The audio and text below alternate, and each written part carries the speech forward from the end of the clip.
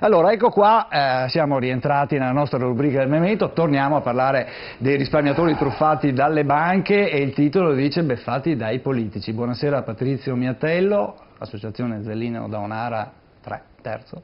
Sì. Allora, cos'è successo? Siete andati a Roma, io vedo che lei ha ancora i capelli lunghi, quindi vuol dire che non siamo ancora arrivati alla soluzione, i soldi non sono ancora arrivati. No, non sono arrivati e diciamo che cosa è successo? È successo che in sostanza noi tutti ci si augurava che il fondo partisse il 31 di gennaio, che era la sua scadenza naturale, ma supportata da due scadenze, quindi sia quella diciamo della Gazzetta Ufficiale del bilancio, quindi ci sono i 30 giorni, ma anche precedentemente era stato fissato il 31 gennaio, quindi era fissata da due termini addirittura. E niente, siamo andati su, ci hanno detto ma siamo qua. Chi avete incontrato a Roma? Villarosa. Sottosegretario all'economia. Sì, Villarosa, il quale ha detto non ci sono problemi, siamo qua che stiamo lavorando, abbiamo iniziato a lavorare, però ci vuole un po' di tempo, dovete pazientare, e adesso stiamo cercando di vedere tutto il meccanismo e faremo un primo. Entro una settimana vi manderemo una prima bozza che riguarda il modulo, quindi per presentare la richiesta di rimborso, diciamo. Sì, e poi entro 45 giorni 60 faremo il decreto attuativo. Quando io ho sentito questo, sono stato il primo a parlare, io ho detto no, cioè noi altri, per quanto mi riguarda, cioè noi vogliamo che sia attuato subito, possiamo capire che ci sono dei problemi, però io sono disponibile a star qua, lavorare 24 ore per voi, perché primo un modulo si fa in 30 secondi, 30 minuti. Certo. Secondo, Consap è già predisposto, il fondo vittime c'è già. Problemi con l'Europa non ce ne sono, se ci sono. Beh, la lettera sembra che sia arrivata, sì, no? È arrivata. Infatti adesso ne parliamo. No, ma dopo arriviamo a quel punto. Pertanto, noi i soldi ci sono, siccome avete tagliato il fondo, perché deve essere chiaro, il fondo è stato azzoppato al Senato, Cioè? I 5 Stelle l'hanno azzoppato. Cosa vuol il dire? Fondo prima era tecnicamente prima era un iniziale 30%, con l'arbitro, tu andavi davanti a un arbitro, lui ti giudicava e ti dava anche la rivalutazione monetaria e gli interessi per i vecchi. Io ho guardato tutti i vari lodi dei Consob, ci sono stati i vecchi che hanno preso anche il 60-70%, quindi uno che ha speso 5 euro, prendere il 60% di 60 euro sono 6 per 6, 36 per 30% non sono più quelli di adesso 5 euro per il 30%, 1,50 euro. Prima erano 36 per 30 fa 3 per 3, 9, 5 euro. Questo però, la cosa più grave è che hanno bloccato, non c'è più l'alimentazione con i conti dormienti, sono spariti. Quindi da un precedente articolo 38 dichiarato da Bitonci, Villarosa, dal MEF, che era iniziale 30 e successivo 15, quel 15 era uguale a 1 miliardo, 1 miliardo e mezzo. Quello è sparito. Perché il fondo che indennizzo risparmiatori prevede esclusivamente il 1,5 miliardi, punto. Se ne avanza da quel 1,5 miliardi ci sarà un riparto. Questo è quello che è successo. Noi, i risparmiatori, hanno detto vabbè, l'importante è che ci vengano dati subito, perché noi abbiamo il problema di imprenditori, di risparmiatori che hanno casi sociali, perché c'è gente che può aspettare, ma c'è gente che non può aspettare. Certo. Quindi noi abbiamo ingoiato quello che si doveva ingoiare, tutto bello, non è tutto bello. Il fondo al Senato è stato azzoppato, bene, o viene attuato immediatamente o i risparmiatori sono totalmente delusi. Io questa sera è stata la prima riunione urgente con i nostri associati, domani mattina sono a Treviso, pomeriggio a Vicenza, domenica mattina a Verona, perché loro non gli va bene questo. Loro pretendono, vogliono, anzi pretendono, perché il precedente fondo ha pagato 25 milioni, ragazzi. Siccome i soldi ci sono, almeno ci auguriamo che ci siano. Beh, qualcuno... Bene, al di là, però non li possono toccare teoricamente. Allora, siccome io sono fiducioso e convinto che questo governo dobbiamo scommettere tutti che faccia le cose, però non potete voi andare a cercare i problemi con l'Europa. Non è vero che l'Europa ha mandato questa lettera. No, ha mandato la lettera, ma la lettera dell'Europa ha chiesto delle cose che qualsiasi persona normale chiede. Cioè chiede, ma dove trovate i soldi? Chiede spiegazione. Ma come mai fate questo?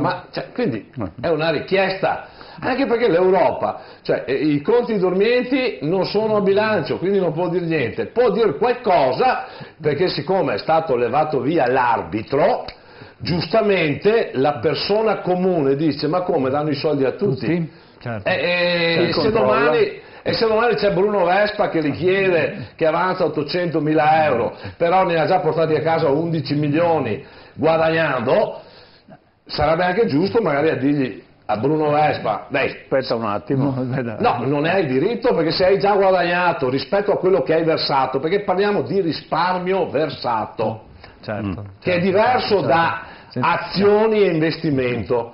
Quindi qua noi pretendiamo il risparmio versato con la rivalutazione degli interessi. Senta Miatello, allora, qui abbiamo parlato assieme a lei tante volte di questo fondo e di quant'altro. Cosa sta succedendo? Cosa c'è dietro? Si aspettano le elezioni europee? Cos'è? Perché quando parliamo di 60 giorni significa che... Allora, questa sera ci sarà qualcosa per alzata di mano, tutti quanti hanno già detto e confermato che secondo l'opinione pubblica questo fondo viene rinviato proprio per le europee. Io mi auguro non sia così, perché attenzione, il risparmio rubato ha cancellato chi non l'ha gestito bene. Certo. E quindi il precedente governo l'ha pagata molto cara la faccenda del risparmio. Certo. E secondo me, se qualcuno tenterà di strumentalizzare, come tanti pensano, questo problema, alle europee, secondo quello che percepisco io, non ci arriveremo sani. Perché? Perché quello che sta accadendo in Veneto e nel nord-est riguarda quelle aziende che sono indebitate, che i loro debiti sono stati cartolarizzati. Quindi, per dire, io ieri mattina, se avevo il fondo attuato, lunedì mattina devo andare da un avvocato di un nostro associato che gli davo la legge e lui poteva controbattere il decreto ingiuntivo del giudice dicendo: signor giudice, sono vittima, c'è questo 30%, io pago al creditore? No, al creditore, proprio la ditta di Conegliano, che mi sfugge il nome, quella di De Marchi, Fininta, sì, è quelle che comprano i crediti deteriorati, che loro hanno comprato da SGA Veneto Banca al 10%, quindi 800.000 euro li hanno comprati a 80.000. Hanno fatto fallire la ditta, adesso vanno a portargli via la casa a questo. Certo. Questo non ha soldi e quindi se io avessi 100.000 euro direi al giudice: signor giudice, guardi che questo è vittima, gli hanno fatto fallire l'azienda, gli hanno portato via la casa, sono stati a casa 60 dipendenti, accetta un concordato con 100.000 euro? Certo. Penso proprio di sì. Ecco. Questo, insomma, Ecco, ma questo qua ormai purtroppo, adesso magari mi sta sentendo, non lo so come andrà a finire, ma le aziende prima che muoiano si possono salvare con questo discorso del concordato. Per quello io ho sempre sopportato, ho sempre ingoiato rospi da tutti, perché l'importanza di quel fondo è vitale per tutti noi, perché se non parte quel fondo immediatamente non va a finire bene. Certo. Senta, il prossimo step qual è? Allora, il prossimo step abbiamo... Il prossimo passaggio, diciamo. Sì, allora, questa sera è stato votato diciamo, dai nostri componenti, c'era l'assistenza del professor Bettiol, noi faremo subito settimana prossima, chiameremo tutte le parti, diciamo, coinvolte, quindi associazioni e comitati, e faremo questa riunione dove faremo un protocollo con tutte le associazioni, dove pretenderemo dal governo l'immediatezza come è stata promessa, certo. Perché io vi ricordo che ho incontrato il professor Conte il 24 maggio, certo. E lui mi aveva detto che la prima